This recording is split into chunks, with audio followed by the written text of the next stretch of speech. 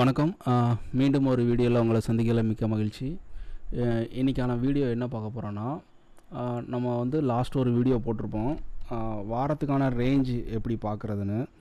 So அதை வந்து இந்த வாரத்துக்கான எப்படி அதுங்கிறத நம்ம பார்த்துடலாம். சரியா? மார்க்கெட்டில் இந்த வாரம் ரேஞ்சு நம்ம எப்படி வந்து நான் சொல்லியிருந்தேன், அந்த ரேஞ்சுங்கிறது ஒரு திசை வந்து சிறுசாக இருக்கும்போது, ஒரு லெக்கு சிறுசாக இருக்கும்போது இன்னொரு லெக்கில் வந்து அதிகமாக அவங்க வந்து பாயிண்ட்ஸுங்கிறது கொடுக்கணும் அப்படிங்கிற மாதிரி நம்ம சொல்லியிருப்போம் அந்த வீடியோவில். ஸோ அந்த வீடியோட கண்டினியூட்டி கூட இதை வச்சுக்கலாம். ஸோ இதை வந்து இந்த வாரத்துக்கான மார்க்கெட் வந்து எப்படி இதை ரேஞ்சுங்கிறது ஒரு சிலர் வந்து அதில் கமாண்டே கொடுத்துருந்தாங்க. ஸோ ஆல்ரெடி வந்து முடிஞ்சு போன மார்க்கெட்டு இந்த ரேஞ்செல்லாம் வச்சு நமக்கு என்ன பயன், லைவில் வந்து இதை வச்சு நான் எப்படி ட்ரேட் எக்ஸிக்யூட் பண்ண முடியும், இதில் என்ன பயன் அப்படிங்கிற மாதிரி கொஸ்டின்ஸ்லாம் கேட்டிருந்தேன். ஸோ அது வந்து கொஸ்டின் கேட்டுக்கிட்டே இருக்கிற மாதிரி தான் இருக்கும். ஸோ அதை வந்து நீங்கள் லைவில் வந்து யூஸ் பண்ணி பார்த்தா தான் உங்களுக்கான புரிதலுங்கிறது வரும். அது ஏன் அப்படிங்கிறது புரிதல் வரும். சரி, ஓகே, நம்ம வந்து ஸ்ட்ரெயிட்டாக வீடியோக்குள்ளே போயிடலாம். சிம்பிளாக அந்த வீடியோவில் டக்குன்னு நம்ம பார்த்துடலாம். ஸோ இப்போ வந்தீங்கன்னா இந்த வாரத்துக்கான ரேஞ்சுக்கு முன்னாடி வந்து க்ளோஸ் ஹைங்கிற இதையும் லோங்கிறதையும் நம்ம எடுத்துடலாம். ஸோ போன வாரத்துக்கான மார்க்கெட் அப்போ 7 to 11 ஓகேவா? ஸோ அதுக்கு வந்து ஹை வந்து நமக்கான க்ளோசிங் 149 ஓகேவா? லோங்கிறது 25,129 சார்ட்டில் அப்ளை பண்ணிக்கலாம்.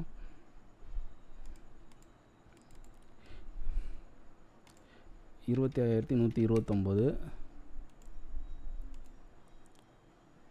இது வந்து போன இந்த வாரத்தும் கிடையாது, போன 7 to டேட் வந்து பாருங்கள், 7 to 11 அந்த திங்கள் டு வெள்ளிக்கிழமை நடந்த மார்க்கெட்டுக்கான ஃபஸ்ட்டு அந்த ரேஞ்சை வந்து எடுத்து வச்சுட்டு அதுக்கடுத்து போன வாரம் திங்கக்கிழமைலேருந்து வெள்ளிக்கிழமைக்கு ரேஞ்சு எப்படி நமக்கு கொடுத்தாங்க அப்படிங்கிறத நம்ம பார்த்துடலாம்.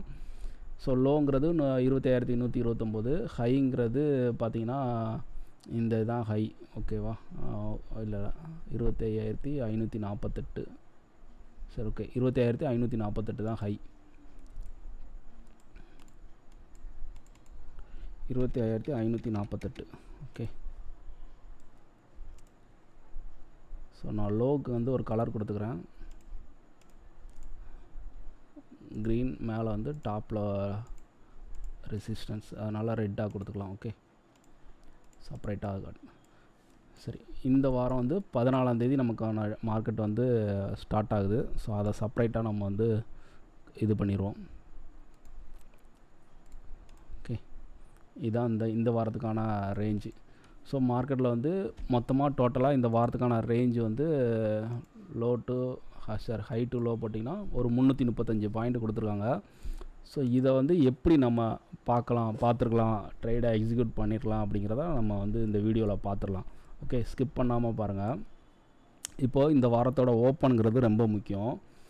அப்படி பார்க்கும்போது டேட்டா நம்ம ஃபஸ்ட் எடுத்துடலாம். 14 திங்கக்கிழமைலேருந்து ஸோ 18 வெள்ளிக்கிழமை. ஸோ அதுக்கான டேட்டாஸ் இது. ஓகே, ஓப்பனுங்கிறது டே 1 தான் நமக்கு கிடைக்கும். ஸோ அப்படி பார்க்கும்போது 25,149 தான் நமக்கான ஓப்பன். ஓகே, இது ரொம்ப முக்கியம். ஃபஸ்ட்டு இதை வந்து ஓப்பனுங்கிறத நம்ம மார்க் பண்ணிடலாம். ஓப்பனுக்கு நான் ப்ளூ கலரே வச்சுக்கிறேன், 25,149 ஓப்பன்னு டைப் பண்ணிடலாம். Okay,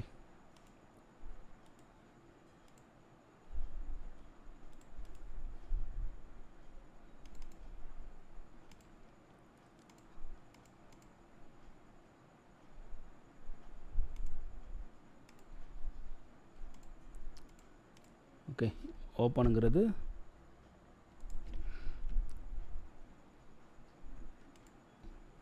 25,049ங்கிறது open. சரியா? மார்க்கெட் ஓப்பன் ஆகி அன்றைக்கி வந்து ஒரு மார்க்கெட் கீழே டவுனில் வந்து ட்ரேட் நடந்திருக்கு. சரியா? ட்ரேட் நடந்திருக்கு. அது வந்து பார்த்திங்கன்னா இந்த இடத்துல வந்து லோ கொடுத்துருக்காங்க ஃபஸ்ட்டு. ஓகே, டே 1 நமக்கான லோ வந்து இங்கே கிடச்சிருக்கு. ஓப்பன் கொடுத்து ஓப்பன் டு லோ கொடுத்துருக்காங்க. 14ஆம் தேதி பாருங்கள், ஓப்பன் டு லோ ரேஞ்சு கொடுத்து திருப்பி வந்து அடுத்த நாள் வந்து ஓப்பனுக்கு மேலே ட்ரேட் நடக்காங்க. ஸோ நடந்து இந்த 250ங்கிறது அவங்களுக்கு ஒரு நல்ல ஒரு ரெசிஸ்டன்ஸாக இருந்திருக்கு. இது ஏன் ரெசிஸ்டன்ஸ் நான் சொல்கிறேன் அப்படின்னா,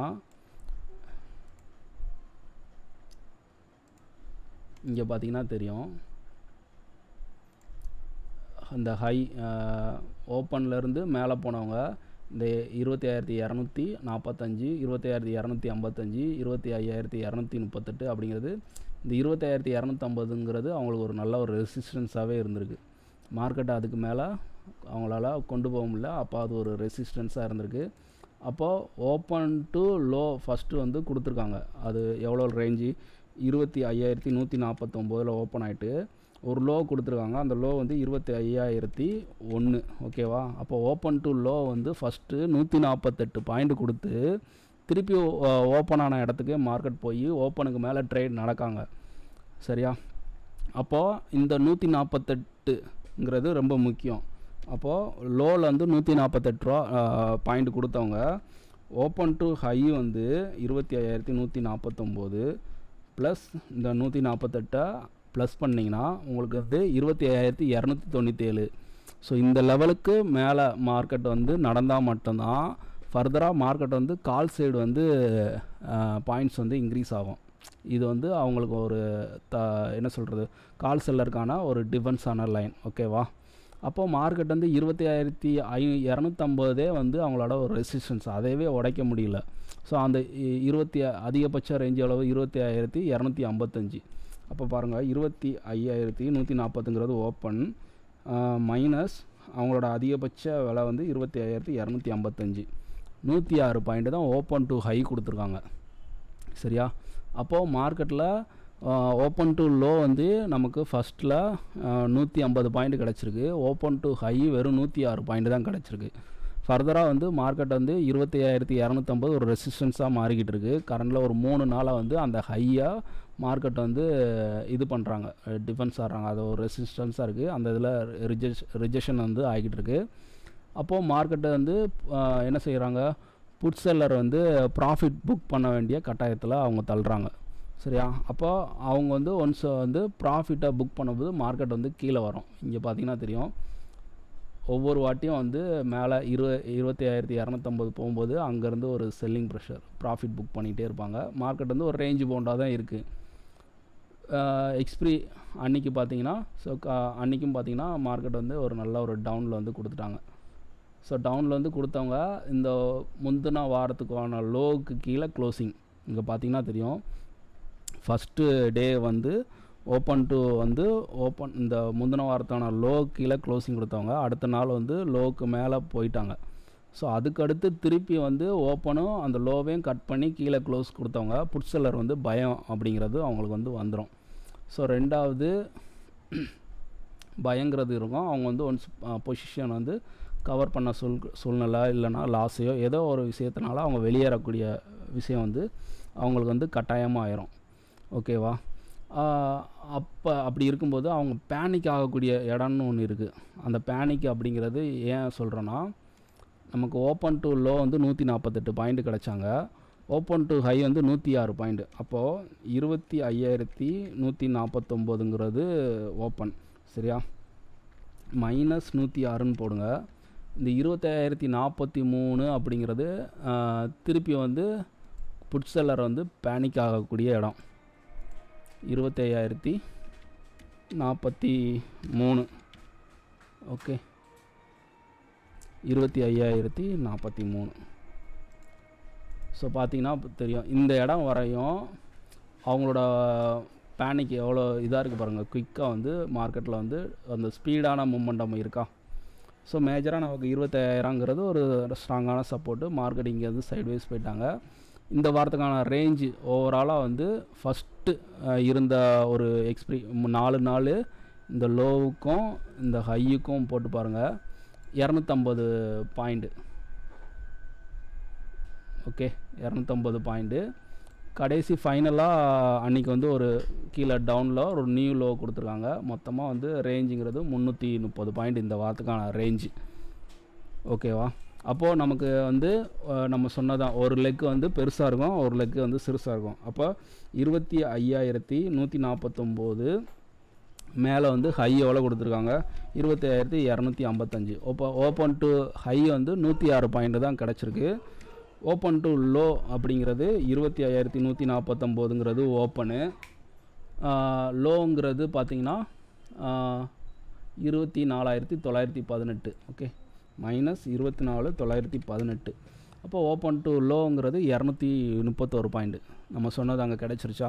ஒரு லெக் வந்து சிறுசாக இருக்கும், ஒரு லெக் வந்து பெருசாக இருக்கும் அப்படிங்கிறத ஸோ அங்கே வந்து நம்மளால் இங்கே ஃபைண்ட் அவுட் பண்ண முடியுது. அப்போ நமக்கு வந்து வீக்லி இல்லை ரெசிஸ்டன்ஸ் எது, சப்போர்ட் எது, ஸோ புட் செல்லரோ கால் செல்லரோ அவங்களோட பேனிக்கான பொசிஷன் எது அப்படிங்கிறது இந்த ரேஞ்சை வச்சு நம்மளால் இங்கே ஃபைண்ட் அவுட் பண்ண முடியுது. ஸோ அதனால தான் வந்து நம்ம வந்து இந்த ரேஞ்சுங்கிறது முக்கியம், அதை வந்து நம்ம பார்க்கணும் அப்படிங்கிறத நான் இங்கே சொல்கிறேன்.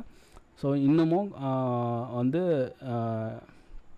என்ன சொல்கிறது, என்எஸ்சி சைட்டில் இருந்து இது எல்லா பர்டிகுலர் இண்டெக்ஸுக்கும் வந்து கொடுத்துருக்காங்க. நிஃப்டிக்கு மட்டும் இல்லை, எல்லா இண்டெக்ஸுக்கும் கொடுத்துருக்காங்க. ஏன் வந்து ஒரு வால்யூமையோ ஓஏயோ அவ்வளோ தூரம் மென்ஷன் பண்ணல? அவங்க கொடுத்துருக்க இங்கே டேட்டா பார்த்திங்கன்னா அந்த ஓப்பன், ஹை, லோ, க்ளோஸ் இது வந்து ரொம்ப முக்கியமான டேட்டாஸ். ஸோ இதனால் இதை வந்து அவ்வளோ செப்ரேட்டாக இதுக்குன்னு ஒரு ஹிஸ்டாரிக்கல் ரிப்போர்ட்னு வச்சு இந்த டேட்டாஸ் வந்து டேட் வாரியாக மந்த் வாரியாக அவங்க வந்து கொடுத்துருக்காங்க. அப்போ இதெல்லாம் வந்து எவ்வளோ தூரம் நமக்கு வந்து இம்பார்ட்டன்ட் அப்படிங்கிறத அவங்களே அந்த என்எஸ்சியை வந்து அதை ப்ரூஃப் பண்ணுது. ஸோ இந்த டேட்டாவை வச்சு தான் நம்ம வந்து இதெல்லாம் நம்ம பண்ணி பார்க்குறோம்.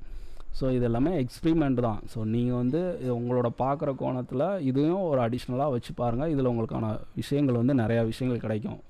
ஒரு வாரத்துக்கு வந்து ரேஞ்சுங்கிறது எவ்வளோ கிடைக்கி, அது வந்து ஒரு மாதம் பிரேக் அவுட்டுங்கிறது, ஒரு நாள் பிரேக் அவுட்டுங்கிறது முந்தின நாளோட ஹை லோக்கு வெளியே இருக்கும்போது அது ஒரு தாக்கம் இருக்கும்.